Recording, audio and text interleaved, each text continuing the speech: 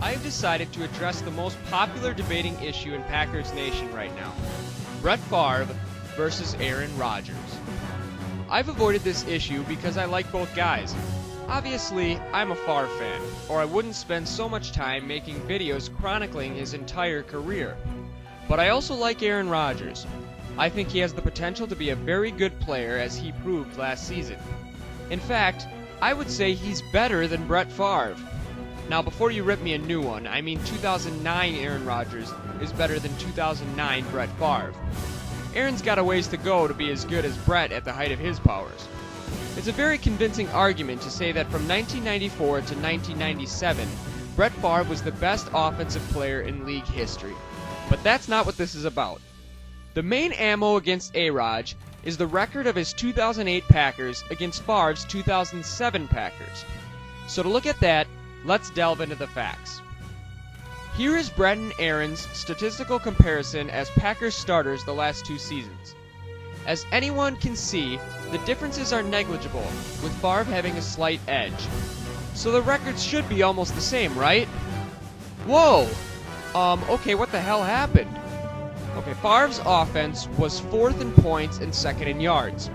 Rodgers' Packers were 5th in points and 8th in yards. Well, that shouldn't cause a 7-game swing. Let's look at the games themselves. The 07 Favre-led Packers were 5-2 in games decided by 7 points or less. Rodgers' 08 team was 1-7. Now we're getting somewhere. Let's go in depth into these games. In 2007, the Packers beat the Eagles 16-13 on a last-second field goal. Tied at 13 with 4:26 left, Favre was sacked and fumbled in his own territory. The Eagles recovered, but the defense held for a 3-and-out. The Packers got the ball back with 2.5 to play, but would be forced to punt after only 5 plays. But Philadelphia muffed the ensuing punt deep in their own territory. Green Bay would run 3 times and kick a game-winning field goal with just 2 seconds to play. Let's look at the only 3-point regulation loss of the 08 Rodgers-led Pack. Against Houston in Week 14, the Packers lost to the Texans on a last-second field goal, 24-21. With 4:37 left in the fourth, tied at 21, the Packers take over on their own 16. On the first play of the drive, Rodgers hits Driver for 59 yards to the Houston 25. 2 plays later, however, a holding penalty sends Green Bay back to the 32. The next play, Rodgers is sacked for a 9-yard loss to the 41. The Packers are forced to punt. The punt is downed at the 3 with 1:49 to play. Houston drives 75 yards in that time and kicks a winning field goal with no time left on the clock. Well, that's certainly a big difference. Let's look at games decided by last-minute touchdowns. In Week 3 of 2007, Favre's Packers trailed the Chargers 21-17 with 2:18 left in the fourth. The offense takes over on their own 43. On the second play of the drive, Favre throws an outstanding pass to Greg Jennings for a 57-yard touchdown to take the 24-21 lead with 2:13 left. San Diego gets the ball back with plenty of time left to win or tie, but on their fourth play with 1:22 left, Nick Barnett intercepts Phillip Rivers and returns it to the San Diego 1-yard line. 2 plays later, the Packers punch it in to put the game out of reach and win 31-24. Flash to 2008. Against Carolina in Week 13, the Packers and Panthers are tied at 28-all after a 1-yard D'Angelo Williams touchdown with 11:14 to go in the fourth. Rodgers and company take over and embark on a 79-yard drive, reaching the Carolina 1 with 3:01 left to play. Coach McCarthy calls 2 run plays from the 1. Both are stuffed for no gain. Green Bay settles for a field goal right after the 2-minute warning. Carolina takes over and drives to the Green Bay 1 in 2 plays. They punch in for a touchdown with 1:33 to go to take a 35-31 lead. Rodgers' second pass on the ensuing drive is intercepted, and Carolina all but runs out the clock and takes the win. Well, that certainly looks different too. The defense comes through for Favre and not for Rodgers. And I have a hard time believing McCarthy would deny Brett at least one shot at the end zone on a 2nd and goal from the 1-yard line. Okay, one final study.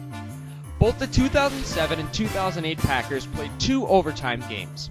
Let's start at a vital point in these games. In 2007, the Packers won the coin toss both times.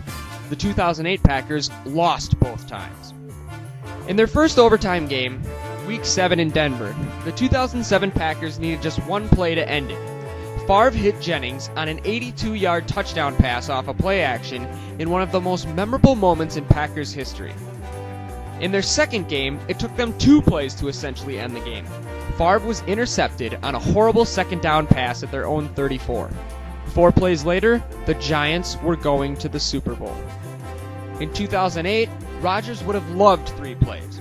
Instead, he got to stand on the sidelines with his arms crossed as he watched the Titans and Bears take the kickoff and drive to game-winning field goals before he could even set foot on the field.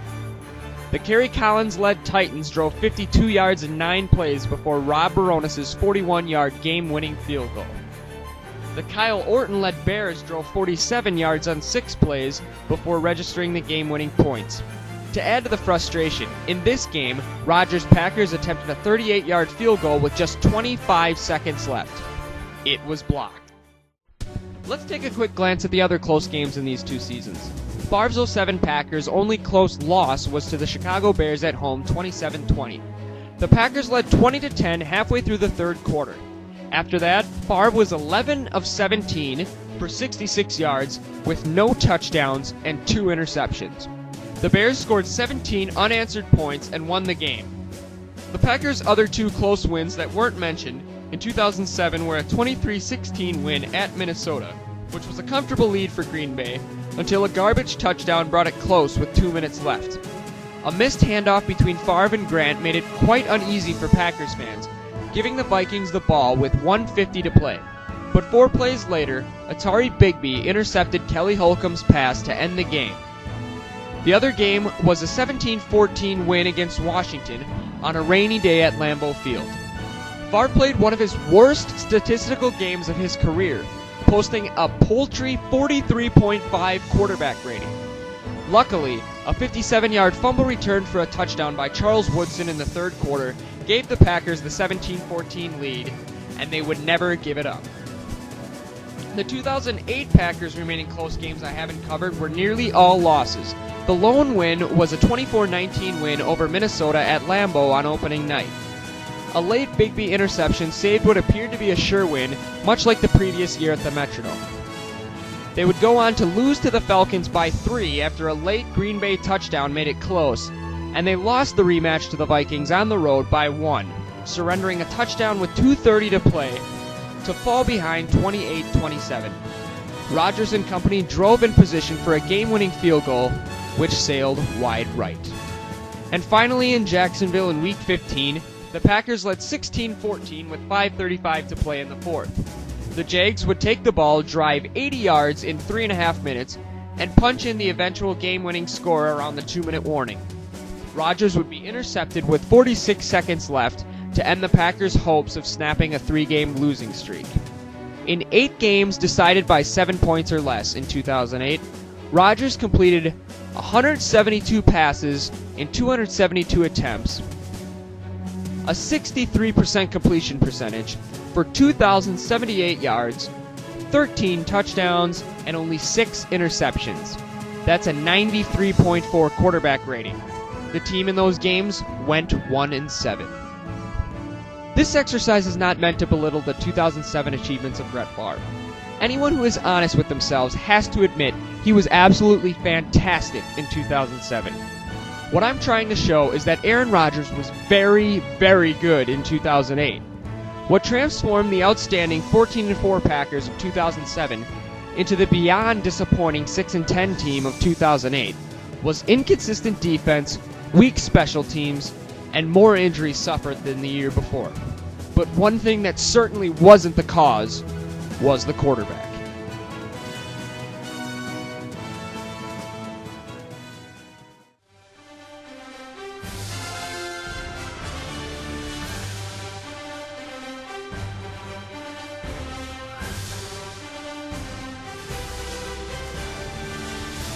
The same people that said, Joe is the man and that's never going to change, I think suddenly said, it's all right. Steve can do it, and Joe can do it, and we're all good because we're from San Francisco and we're 49er fans.